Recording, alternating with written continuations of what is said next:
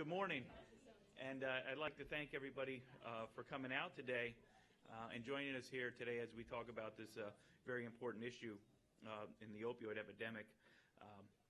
We're here today to discuss a legislative package of bills designed to combat Pennsylvania's overuse, misuse, and the ensuing epidemic that has taken far too many lives of these opioid prescription drugs and heroin addiction. Although these halls are filled with a lot of activity right now as we work on the state budget impasse, I must remind you that this crisis that we're talking about here isn't going to go away, even if it loses our attention. Across Pennsylvania, people, young and old, are dying, and families are being devastated by this problem. I think we would be hard-pressed to find a legislator that hasn't heard a personal story about this tragic reality, and I thank all my colleagues and those of you coming here to support this initiative here today for coming out to support us. Most of the stories start with an individual being prescribed an opioid for a legitimate medical reason and winding up with a powerful addiction. These are good people that fall victim to these drugs. In 2013, more than 2,500 Pennsylvanians lost their lives to drug overdoses. That's more than people that die in car accidents. It's right now the leading cause of accidental death. Since the advent of OxyContin, there has been a 495% increase in overdose deaths. 82% of heroin addicts admit to first using opioid prescription drugs, and 70% of prescription drug addicts get these drugs from friends, family, relatives, or their medicine cabinets. Today I'm joined by my colleagues as we introduce a package of bills that addresses the recommendations of the report of the Task Force and Advisory Committee on Opioid Prescription Drug Proliferation. The task force, which came about as a result of House Resolution 659, which set up a 34-member advisory committee with 4 members of the legislature, myself, former Representative Joe Hackett, Representative Pam Snyder, and Representative Marty Flynn, who overseen the advisory committee. We had everybody involved in the committee, from the coroners to the manufacturers and everybody in between. I'd like to recognize some of those individuals that are here today to support these legislative initiatives. Dr. Garnett, the Director of Trauma at the Guthrie Clinic, I believe it is. Thank you. Jerry Grega from Northeast Occupational Medical, Alcohol and Drug. Dr. Michael Ashburn from the Penn Clinic on Pain Medicine. Jim Redman from the University of Pittsburgh. Richard Long, Executive Director of Pennsylvania District Attorneys Association. Joe Regan, Recording Secretary of the Pennsylvania FOP, and I know Joe has a letter of support for some of this legislation that we'll be talking about here shortly. Deb Beck from Drug and Alcohol Service Providers. Dr. Dale Adair, Medical Director of the Mental Health and Substance Abuse Services. Jim Doherty and Kate Gilliff from the Department of Human Services. Glenn Pausowitz, Executive Director of the Joint State Government Commission. And Glenn, I want to thank you and the advisory committee for the wonderful job you did at putting this report together. Kathleen Wojciechowicz, Leon Sikowski, the Drug and Alcohol Programs. Dr. Ben Reynolds, Advanced Practice Providers from Pittsburgh. Melissa Mertz, an advocate from the PIAA, and the many others that I apologize if I missed you here today. I would like to talk about the first piece of legislation that we're going to be discussing here today. It's a bill that I will be introducing, House Bill 1698, which will provide coverage requirements for insurance carriers in health insurance for abuse-deterrent opioid drugs. This bill will help to ensure parity for the prescription and tamper-resistant drugs. This bill has a particular poignant relationship to me and to my district. A few years ago, a young man was home from college on break, 19 years old, and he was out at a party with some of his friends, and they wound up purchasing a prescription pill.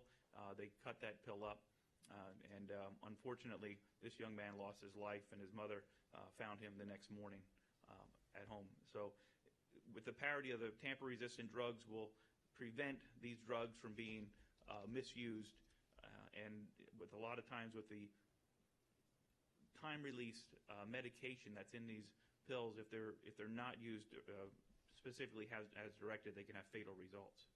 Although 1698 will not solve all the problems our state is facing in this opioid crisis, this legislation will help to ensure that these serious drugs are not misused. This concept was addressed by the task force report, and this is one of the many steps outlined in the task force report that will help save lives. There were 15 recommendations that came about from the task force report. Out of that, we have about 6 bills in a legislative package that we'll be introducing now. A lot of the other recommendations, as we discussed, will be followed up through the regulatory process. But I would like to introduce Representative Pam Snyder to say a few remarks as she served on this advisory council along with me. Good morning, everyone. I want to thank Representative Heffley for his leadership on this, and I was very honored to be a member of the original task force. I think there's not a person in the state of Pennsylvania that hasn't been touched by some form of drug addiction, whether it's a friend, a neighbor, a family member. When I was a teenager many, many years ago, parents and grandparents would lock up their liquor cabinets to keep teenagers from getting to the alcohol. I think today we need to be locking up our medicine cabinets because we all know that opioids is the gateway to something worse, to heroin use. We all know what that's doing to our communities. I have a family in my district. They didn't lose one daughter to a drug overdose. They lost 2 within a year. It's heart-wrenching. I want to thank the Joint State Commission for their hard work on this and the advisory board because those people came together for no reward other than to help solve this problem in this Commonwealth. So I look forward to continuing this work in a bipartisan manner with all of my colleagues behind me. We have got to address this issue, and we've got to address it hard. Thank you.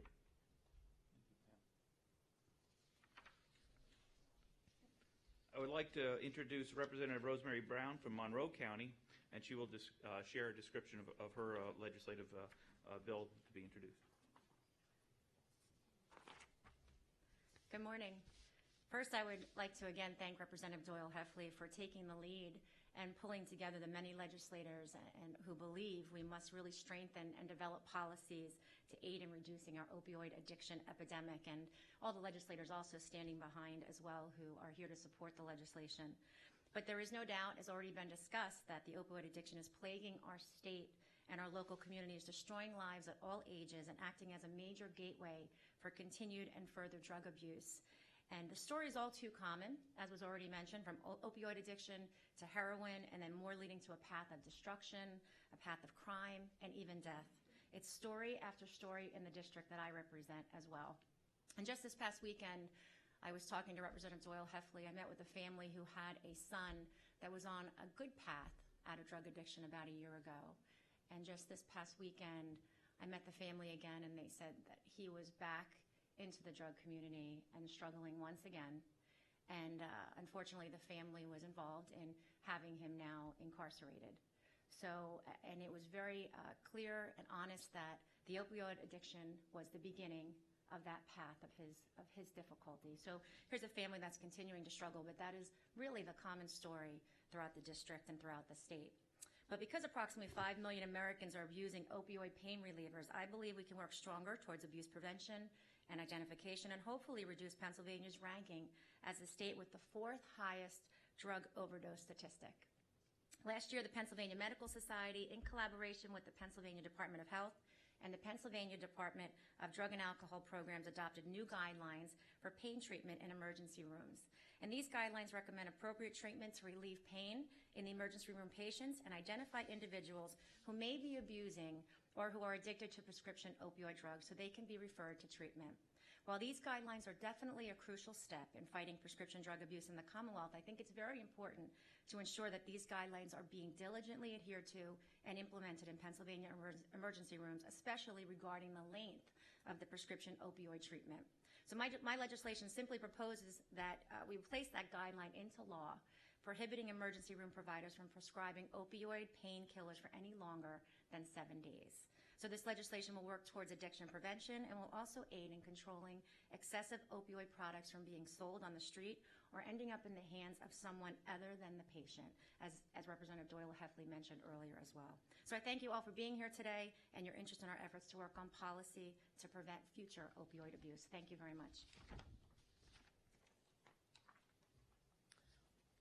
I would also like to mention that as part of House Resolution 659, an amendment that was sponsored by Chairman Gene DiGirolamo, which really helped to, I think, speed up the process of the prescribing guidelines. So Representative DiGirolamo, that amendment has had a huge impact on how we now look at prescribing practices across the state. Thank you. I would like to introduce Representative Kurt Mosser from Columbia, Montour, and Northumberland County, who will share a description of his legislative initiative. Thank you, Representative Heffley, for bringing us all together here, and thank you to everyone on the stage for being such a part of this so-needed legislation, especially Representative DiGirolamo, who's led the charge on the issue for so many years. I want to thank everybody for coming today. It's in every community. It's in almost every family. It's almost like a cancer. Smart kids making really horrible decisions. About 2 years ago, I lost my niece to a heroin overdose. That opened the floodgates to people coming into my district office and telling their stories about what's happening. So there's a whole lot that needs to be done to address this problem. Legislation, education, and treatment. My bill will be mandating addiction education for doctors and pharmacists. It would require 3 hours of training prior to being licensed or certified initially, and 2 hours of training for each renewal period. Requiring this nominal training will begin to assist our healthcare providers in preventing and ending the cycle of addiction. Thank you so much.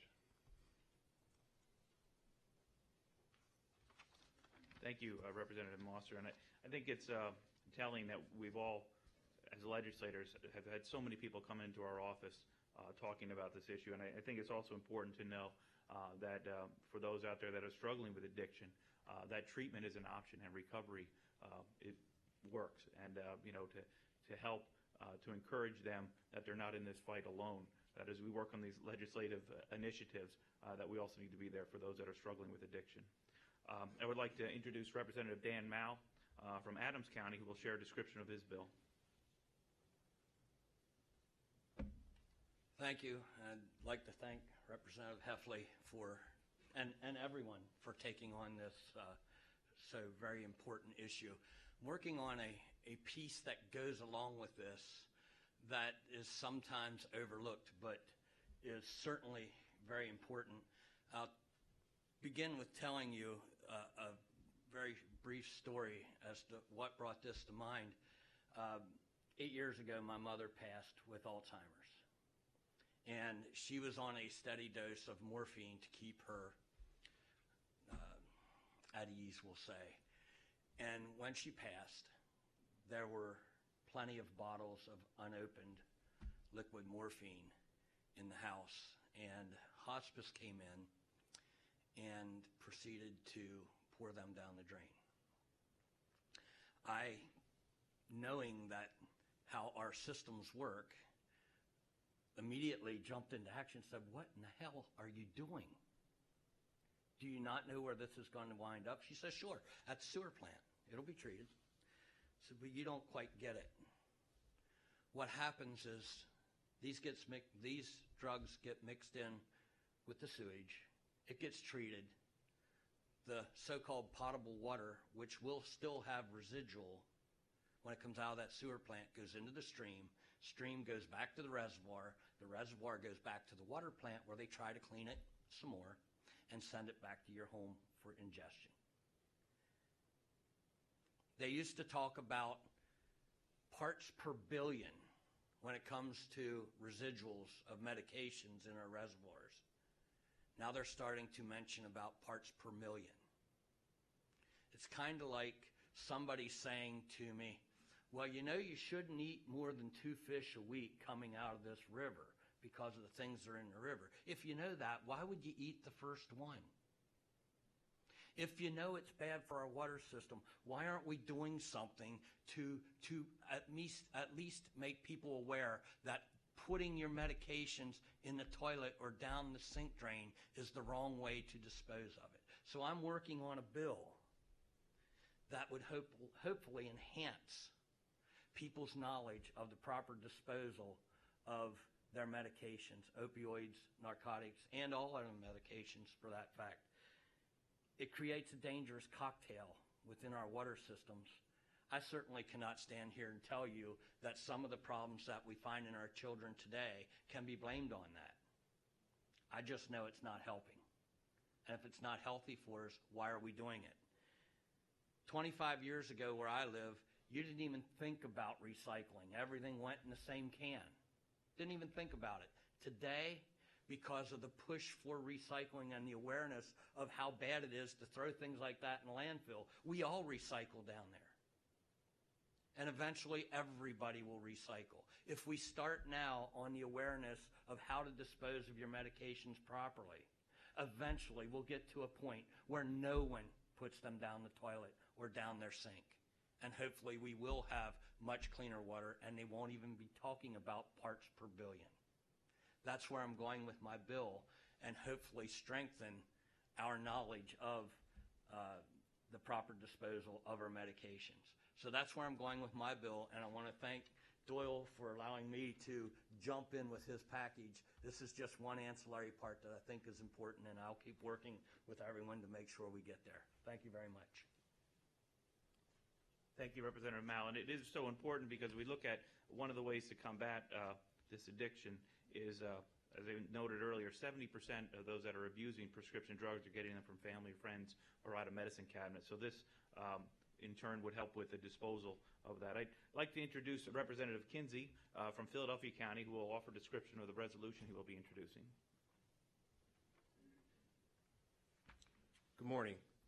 I want to first thank Representative Heffley and my colleagues that are standing here for their interest and concern regarding this important epidemic. I just want to put things into perspective.